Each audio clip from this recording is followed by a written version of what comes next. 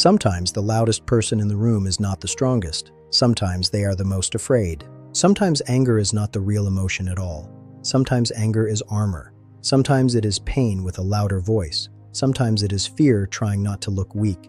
Today's animal story reveals what happens when power loses contact with peace. This is the story of the lion who roared at everyone. Welcome to Integrity 4 Animal Archetype Story Lessons, where we use symbolic animal stories to explore emotional patterns, psycho-spiritual growth, LTQS self-mastery, and aligned living. In this episode, we're uncovering what the lion reveals about anger, force, hidden fear, and the difference between power and self-governed strength. The lion is a creature of courage, leadership, protection, and rightful power. Its gift is strength. Its gift is authority.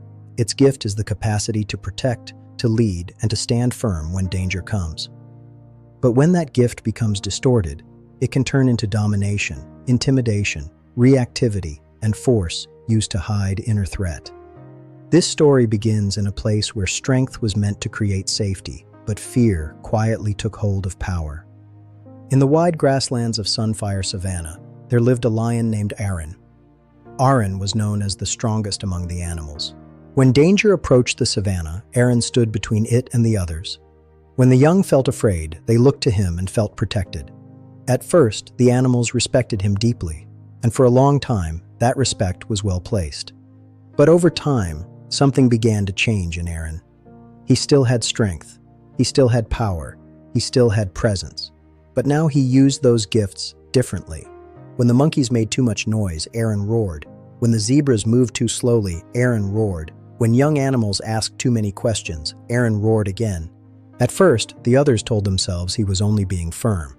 They told themselves he was protecting order. But slowly, the feeling in the savannah changed. It became quieter, yes, but it also became more fearful. The young no longer ran toward Aaron when they saw him. They moved carefully around him. Even peace began to feel tense. Aaron noticed the obedience and mistook it for trust. One hot afternoon during the dry season, the animals gathered around a precious basin of water. Everyone knew water was scarce. Everyone knew this mattered. As the animals formed a circle, one young cub, nervous and eager to help, stepped too quickly and knocked the basin. Water spilled across the dust. In an instant, Aaron exploded. His roar tore across the savanna so violently that the cub stumbled backward, trembling. The birds shot into the sky. The monkeys froze. Even the wind seemed to go still. The cub ran away in tears, and in the silence that followed, Aaron looked around expecting agreement, perhaps even gratitude for his show of control. But what he saw instead was fear, not respect, not safety, fear. That night, unable to rest, Aaron walked alone to a place called the Stone of Echoes, an ancient rock formation known for returning sound in a way that revealed more than it concealed. Aaron stood before the stone in the dark and roared. The sound came back to him cracked, strained, lonely. He frowned and roared again, louder this time. Again the echo returned, but now it sounded less like power and more like pain. From a nearby branch, Sifa the owl spoke into the night. "The loudest voice," she said, "is not always the strongest. Sometimes it is the most afraid." Aaron bristled. He did not like the words, but he could not shake them. The next day, Toma the elephant approached him with the kind of steadiness that did not accuse and did not flatter. "You have been protecting something with your roar," Toma said gently. Aaron said nothing. But as the day stretched on, memories began rising in him. He remembered being young. He remembered another lion humiliating him. He remembered the burning shame of feeling small and exposed. He remembered making a promise. "No one will ever see me weak again." Now, for the first time, Aaron saw what that promise had become. He had not simply become strong. He had become defended. His roar was no longer only a sign of power. It had become a shield against shame, a wall built to make sure no one ever saw the fear beneath his force. That evening, Aaron returned to the Stone of Echoes, but this time he did not roar first. He stood in the silence. He listened to his own body, and underneath the tension in his jaw and the pressure in his chest, he found what he had been outrunning for years: fear. Fear of being diminished, fear of losing control, fear of the old shame returning. And there, under the darkening sky, Aaron finally told the truth. "I have been roaring to protect my fear." The words shook him, but they also freed him. The next morning, Aaron gathered the animals. This time, he did not stand over them in thunder. He called the young cub forward and said, "My strength has not been governed by peace. I frightened you when I was meant to protect you." Aaron continued, "I thought force would prove my power, but force used in fear is not the same as leadership." From that day forward, Aaron practiced a different kind of strength. When anger rose, he paused. When heat surged, he breathed. When fear stirred, he named it before it became force.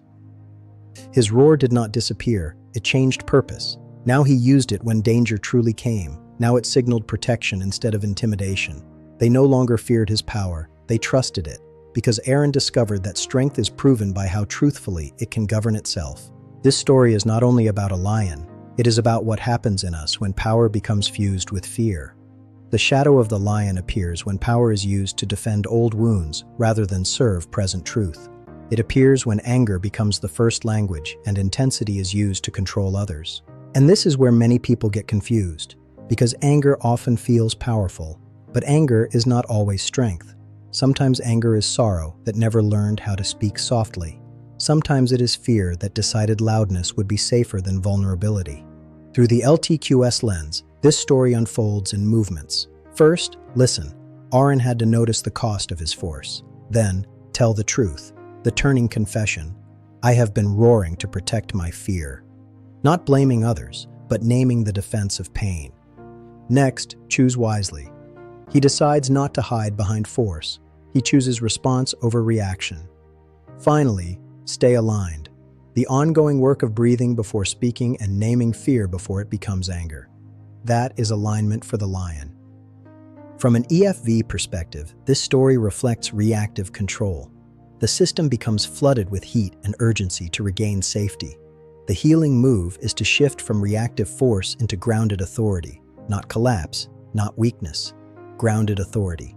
That is the regulated lion. So what does this look like in real life? It may look like snapping when you feel disrespected or becoming intense when you feel out of control. Here is the deeper question. What does your roar protect? What fear or old wound rises before your anger takes over? Let this be your declaration. My strength is safest when it is governed by truth. Again, my strength is safest when it is governed by truth. One more time, my strength is safest when it is governed by truth. Share in the comments what stood out most, because that is where self-mastery begins.